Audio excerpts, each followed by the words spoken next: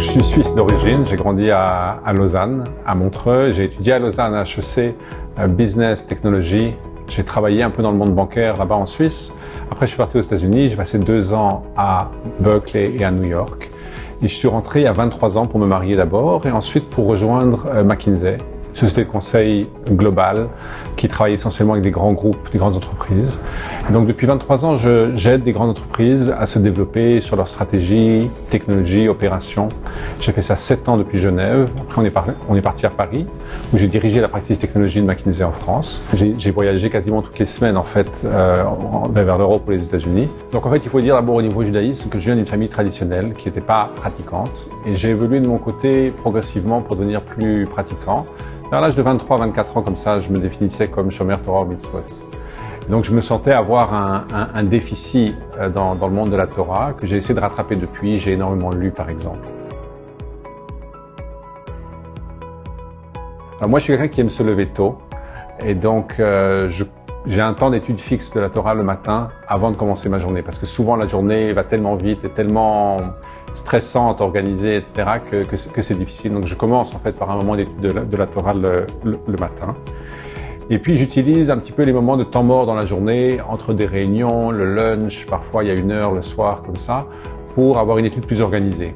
Alors je me suis fixé certains grands projets, par exemple d'apprendre tout le Talmud via le Daf Yomi, donc une double page par jour. Il y a 2711 doubles pages dans le Talmud.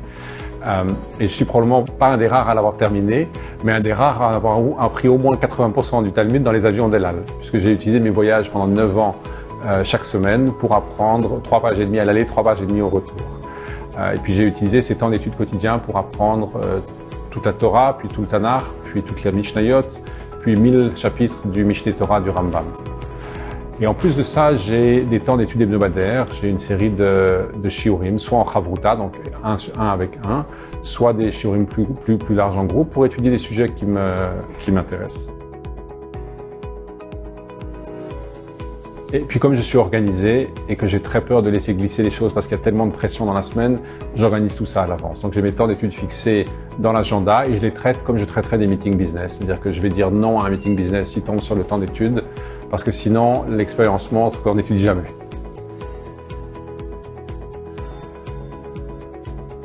En fait, celui qui est attentif, il se rend compte que le monde business, il est plein de petites situations où la vie et les décisions de la Torah sont extrêmement importantes. Est-ce qu'on a le droit, par exemple, de remplir un formulaire d'évaluation à 360 sur un collègue et de donner des points de feedback négatifs, ou est-ce que c'est du lachon hara? Comment est-ce qu'on remplit un formulaire de demande de remboursement? Qu'est-ce qui est gazelle du vol et qu'est-ce qui est légitime comme remboursement? Ou comment est-ce que les lois du yichud, de l'isolement entre un homme et une femme, s'appliquent à des réunions business ou un voyage d'affaires avec une collègue féminine?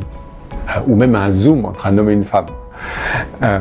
Donc au-delà des grandes histoires, il y a plein de petites questions qu'il faut avoir étudiées à l'avance pour savoir comment réagir le jour où, parce que le jour où ça se passe tout de suite et on n'a pas le temps de commencer à téléphoner, à regarder un livre ou comme ça.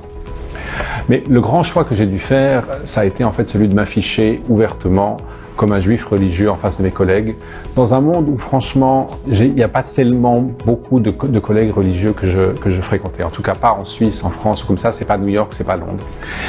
Et pour quelqu'un surtout comme moi, un peu timide, porter sa kippa devant les collègues, demander des repas cachers ou ne rien manger, refuser une réunion qui tombe tard le vendredi soir, ça a été difficile au début. Le déclic pour moi, c'est le moment où je me suis rendu compte que mes collègues avaient en fait du respect pour quelqu'un qui était capable d'afficher ses convictions, de les expliquer quand c'était nécessaire et de les vivre pleinement. Et de jamais faire d'exception, même s'il fallait payer un certain prix pour cela. Refuser un meeting important, ne pas aller voir le client, ne pas participer à une proposition pour un nouveau projet, parce que ça tombe sur une fête ou ça tombe sur un Shabbat. Et quand j'ai commencé à voir ce respect dans les yeux de mes collègues, ça a été beaucoup plus facile pour moi d'aller jusqu'au bout. Et puis ça paye finalement, parce qu'on m'a demandé il y a quelques années de rejoindre un comité global de quelques partenaires McKinsey qui aident l'ensemble du partenariat à prendre des décisions importantes. Par exemple, est-ce qu'on va accepter tel ou tel projet? Comment est-ce qu'on va régler tel ou tel cas éthique? Un client a maltraité un collègue, qu'est-ce qu'on fait? Et donc je participe maintenant avec quelques collègues à aider nos collègues à trouver la bonne réponse. Et je trouve que le fait qu'on ait demandé à un juif ouvertement religieux qui s'affiche comme tel, qui vit en Israël, de participer à guider 2000 collègues dans le monde sur ces choix-là, c'est une marque de respect et d'estime, et ça vient certainement aussi du fait que je m'affiche ouvertement comme juif religieux.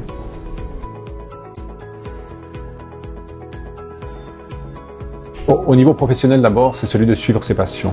On n'a jamais autant d'énergie, on n'est jamais autant investi, on n'est jamais aussi heureux que quand on suit un domaine qui nous intéresse, même si ça veut dire au début certains trade-offs, certains compromis en salaire ou en niveau hiérarchique. Mais le chemin pour être heureux, pour être bon, c'est de travailler sur ce qu'on aime. Bon, au niveau de la Torah, c'est celui, comme je l'ai un peu expliqué avant, de fixer des temps d'études fixes. Un modèle unique d'études dans le monde de la Torah, c'est de prendre une œuvre même compliquée, de la scinder en petits morceaux et d'étudier de manière extrêmement régulière ces petits morceaux tous les jours, toutes les semaines. Ça peut être 2711 pages du Talmud, ça peut être un livre, ça peut être d'étudier chaque jour une des 7 parshiot de la Torah de la semaine, une ou 2 Mishnayot, une ou 2 halachot, un chapitre d'un livre intéressant. Quoi que ce soit, c'est de le faire de manière extrêmement régulière, avec aussi peu d'exceptions que possible, et de rattraper à Shabbat ce qu'on n'a pas fait pendant la semaine. Et comme ça, on arrive à des très grandes choses.